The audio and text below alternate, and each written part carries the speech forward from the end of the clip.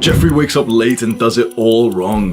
Guess what the first thing Jeffrey does after he wakes up? He grabs his phone and proceeds to scroll on Instagram, TikTok, and Snapchat, and Reddit, and Twitter, and what the f else does Jeffrey use, bro? He spends over an hour in bed just sweaty, wasting his time. And you know what's even worse than that? What do you think Jeffrey does when he stumbles upon a fitness model on Instagram?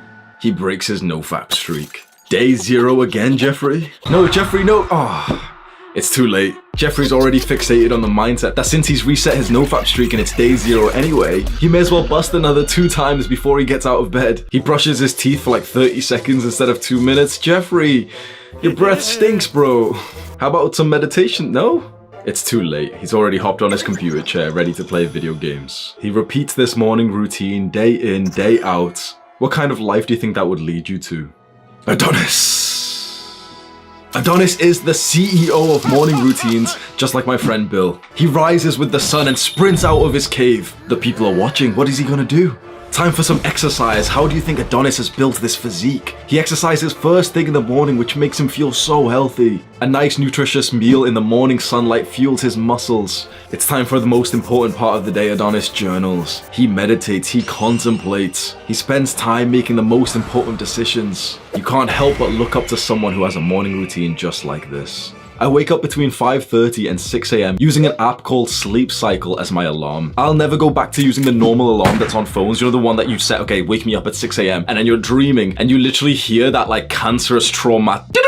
Bro, I've got trauma from that. I need therapy after hearing that in my dreams. The Sleep Cycle app is completely free. It wakes you up in like a half-an-hour block, and it wakes you up specifically when you've been like tossing and turning a little bit, which actually means that you're almost awake anyway. It's so much better to use that. The first thing that I do as soon as I wake up is take off the tape that I have on my lips. Let me show you. This is micro pore tape, and I put it on my lips every single night for like literally years when I go to sleep. I've made a video just recently titled How to Mew Properly. So you've probably heard of mewing. It gives you like a better jawline, makes you more attractive. A way to supercharge your mewing progress is to tape your mouth shut. It's completely safe. You can just go watch my video, like the full explanation, but it's completely safe. It keeps your mouth shut, which forces you to breathe through your nose. So I wake up after keeping this tape on overnight, and I've just been nasal breathing through the night, which is so healthy for you. I take off the tape and I have my supplements. I take vitamin D every single morning, and I also take the First Man Male Advantage supplements. I make my bed, drink some water, go to the toilet. After I'm done having my morning poop, I step on the scale, check my weight. I check my weight every single morning. I don't recommend this if you're somewhat of like an emotional person. I'm very emotionally detached away from like the data that the scale shows. And this way I have like consistent data to input into like the MyFitnessPal app to see my weight trend. I also take a shirtless progress picture every single morning after checking my weight, and I upload that to my MyFitnessPal log. My name on MyFitnessPal is Hamza97 Ahmed.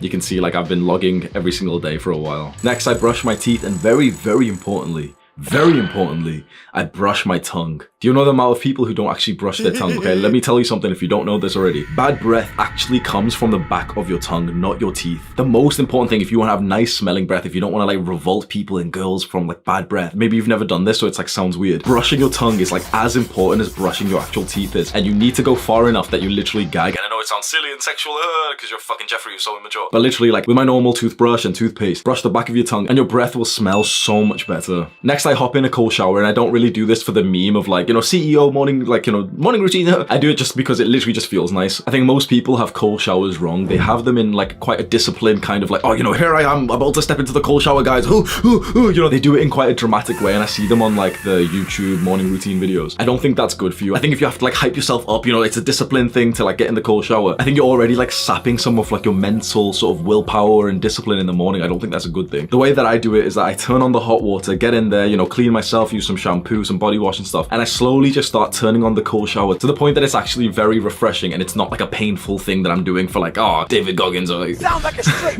bitch! Next, and very importantly, I learned this from Andrew Huberman. I go outside into my back garden, and I literally just kind of stand around my back garden. I walk around, specifically just looking at like the sky and into the, not really into the sun, but like, you know, getting sunlight into my eyes.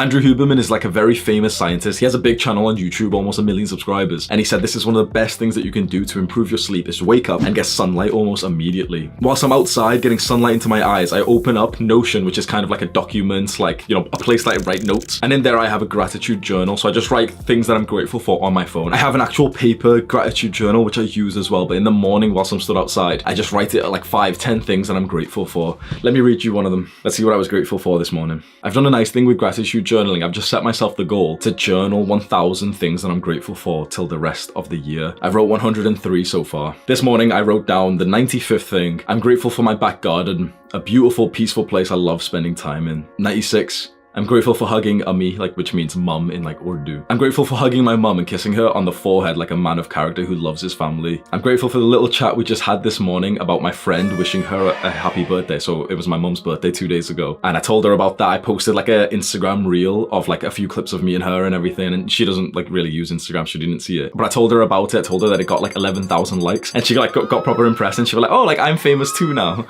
Proper cute.